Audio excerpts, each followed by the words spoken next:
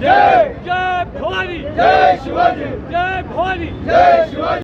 निरंजन मधुकर शिंदे, सकल हिंदू समाज महाराज प्रतिष्ठान ही संघटना आहे।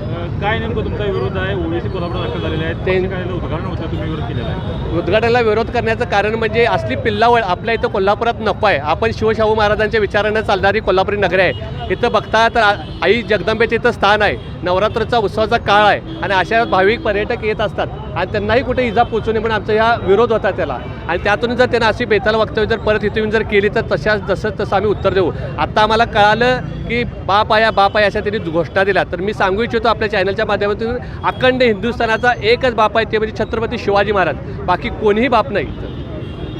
इथं कोल्हापूर दाखल झाले आहेत, मात्र तुम्ही विरोध करायला पक्ष काढायला आहे, इतर त्यांची सभा होणार आहे, काय नेमकं त्यांना विरोध आहे, कशा प्रकारे तुमचं हे आंदोलन आहे? ओएसी बंधू आणि जलील हे सातत्यानं या देशामधल्या देवदेश आणि धर्माच्या बाबतीत आगवतात। काही वेळेला त्याने अनेक वेळा स्टेटमेंट केलेलं आहे की या देशामध्ये 47ला बुरखा घातलेली पंतप्रधान असेल, त्याचप्रमाणे या देशातले 1 तास फक्त पोलीस हटवा आणि ह्या इथल्या हिंदूंना दाखवतो।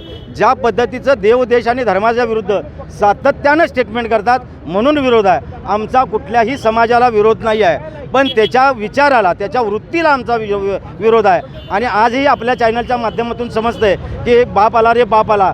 या देशाच्या संपूर्ण जर बाप असेल तर फक्त आणि फक्त छत्रपती शिवाजी महाराज आहे। हे प्रतापगडला दाखवून दिलेलं आहे अफजल खानाचा कोथळा काढून।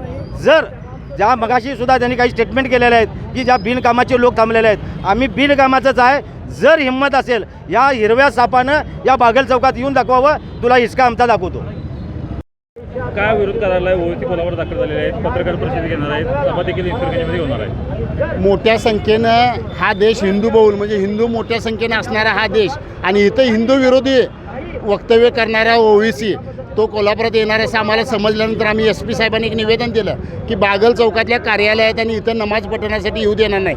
स्थानिक इथल्या जी मुस्लिम आहेत त्यांनाही आम्ही विचारलं तर त्यांनी सांगितलं की आम्ही त्याला इथं येऊ देणार नाही। आणि आज पोलीस प्रशासनाने सांगितलं की कोणत्याही परिस्थितीत बागल चौकामध्ये इथं येऊ देणार नाही, तो इचलकरंजीला काय तर बाहेरच्या बाहेर जाणार आहे आणि इथं आला तर कोल्हापूर स्टाईलनं हिंदुत्ववादी उत्तर दिल्याशिवाय राहणार नाही।